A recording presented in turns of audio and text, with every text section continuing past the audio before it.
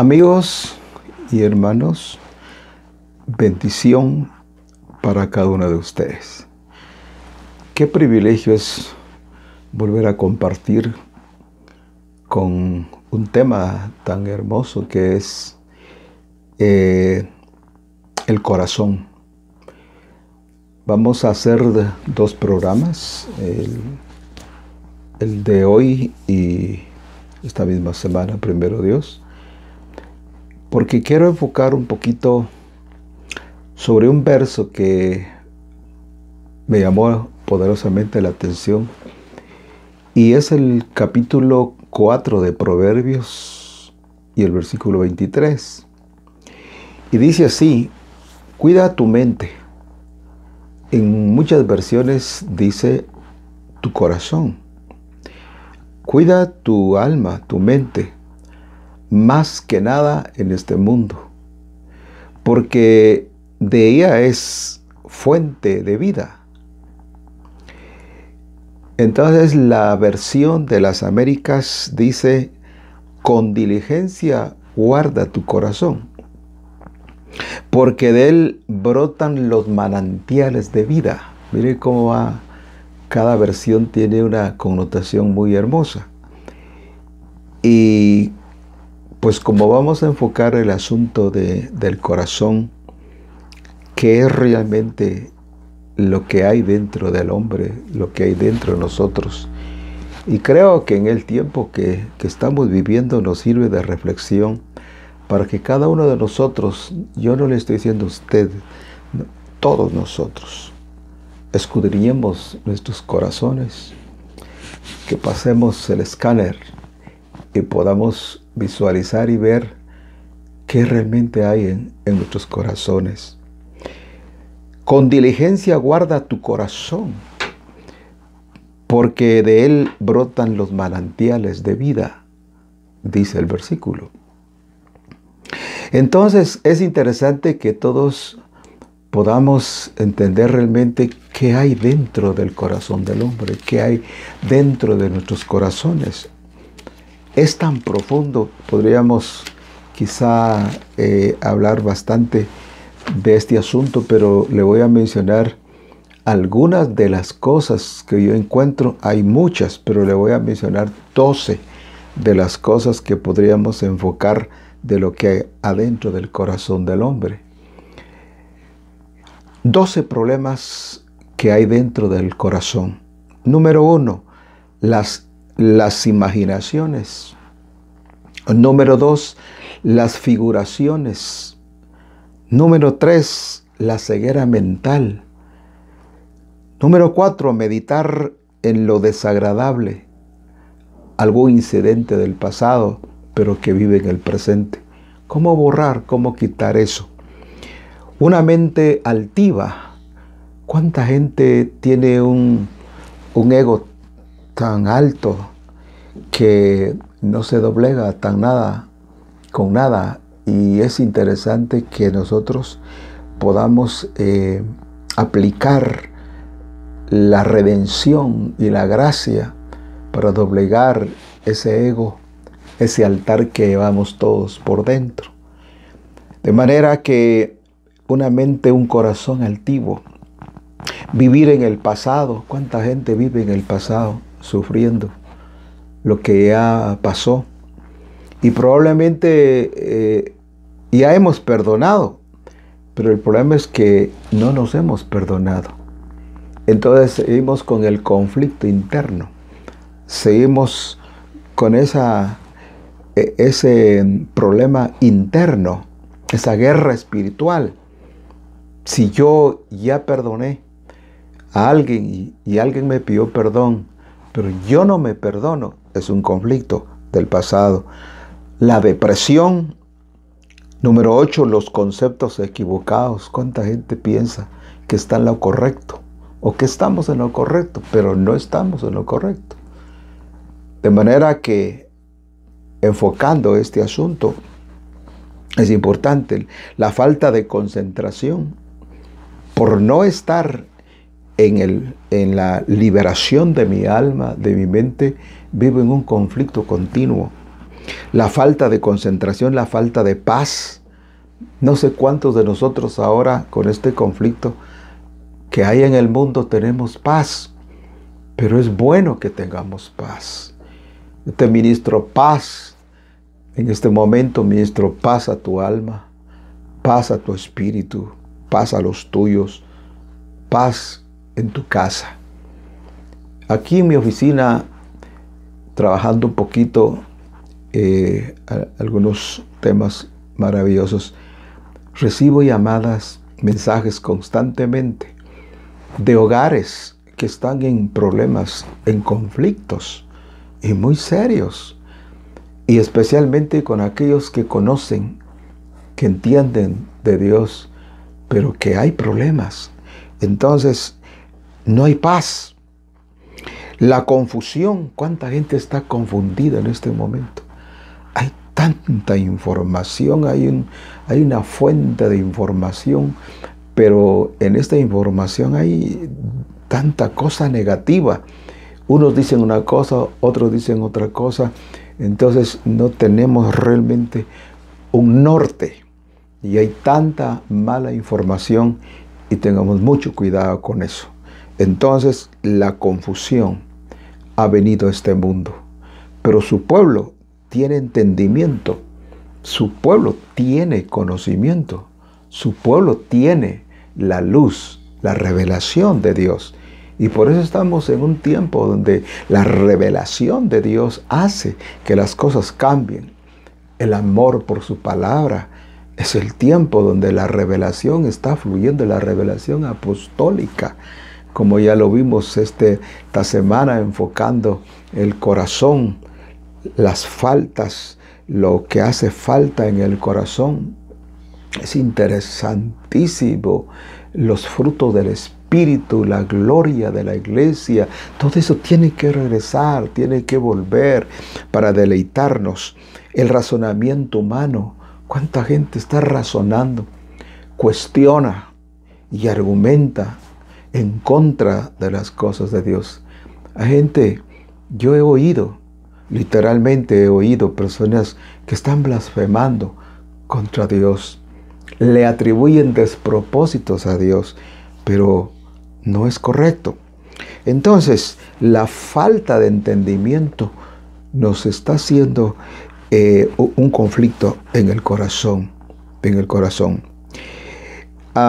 La versión de Rotterdam, en el capítulo siempre 4:23 y el 6:23 de Proverbios, dice claramente que guardemos nuestro corazón, porque como dice a las Américas, de él viene el fluir, el manantial de vida. Pero en esta versión Rotterdam dice claramente que la falta de corazón, de sentimientos, es ese corazón endurecido, ese corazón que muchas veces hace que cometamos errores. Yo no sé si algún día usted se ha preguntado, alguna vez se ha preguntado, ¿por qué es que vienen tantos divorcios en este mundo? ¿Por qué? Es por la falta de sensibilidad. Jesús dijo claramente que por la dureza del corazón el hombre está sufriendo esto. Miremos algún concepto del corazón. El corazón es el centro de nuestro espíritu justo, es la esencia de nuestro ser. Aquí es donde se hallan nuestros deseos y motivos más profundos. Lo que nosotros adoramos verdaderamente sale del corazón. En el corazón es el centro de nuestro espíritu. Es donde están nuestros problemas, las decisiones lógicas, las cuestiones que tenemos que analizar. Por nuestra mente surgen muchas cuestiones. Pero nuestro corazón, lo que hay adentro, determina lo que escogemos, lo que vamos a meditar y nuestras decisiones. El corazón es lo más profundo que hay en el ser humano. El corazón es la fuente de donde nacen las cosas buenas y las cosas malas. Pues bien, siguiendo este hilo de ideas, entonces vamos a ver que el problema del ser humano está precisamente en su corazón. Es en el corazón donde tenemos el conflicto. Como lo dijo aquí Proverbios, cuida tu corazón más que nada en este mundo, porque de ella es la fuente de la vida. Pero miremos ahora qué dice Jesús. Jesús nos dice aquí, buscando aquí en el libro de Mateo, en su capítulo 15 y versículo 13, Jesús enseñando, porque este tema lo llevaré para que analicemos un poco la vida de Judas. Ese es el tema central, pero estoy tratando de enfocar un poquito la situación, la intención de nuestros corazones. Y después vamos a analizar realmente la vida de Judas. Pues bien, Jesús, hablando de este asunto, le dijo a sus discípulos, ¿saben? Les dijo, él contestó, cualquier planta que mi Padre Celestial no haya plantado será arrancada de raíz. Lo vuelvo a leer. Jesús contestó, cualquier planta que mi Padre Celestial no haya plantado será arrancada de raíz. ¿Cuánta cosa está adentro de nosotros? ¿Cuántas cosas? Que tenemos que arrancarlas, destruirlas, porque son semillas que el Padre no plantó. Por lo tanto, en ese huerto, en ese terreno, hay semillas de maldad, semillas de pecado, que tenemos que arrancarlas. Ahora vamos al libro de Marcos. Y vean qué interesante, Marcos en su capítulo 7 y el versículo 21. Oigan esto, muy interesante por cierto. Y dice así, dice el Señor, porque dentro, es decir, del corazón de los hombres, salen los malos pensamientos. Miremos 13 cosas, 13 líneas de cosas negativas que hay dentro del corazón del hombre. Ya Jesús dijo que toda planta que el Padre no plantó tiene que ser desarraigada. Y esa semilla de iniquidad, escuche, la semilla de iniquidad que está dentro de nosotros tiene que ser desarraigada. ¿Por qué?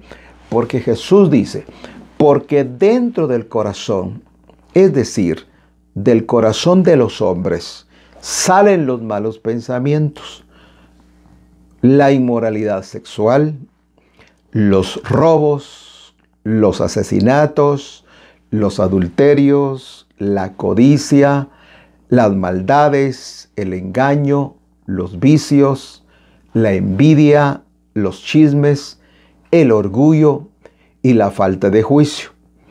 Todas esas cosas malas salen dentro y hacen impuro al hombre. Y hacen impuro al hombre. Es decir, que lo contaminan porque son semillas diabólicas.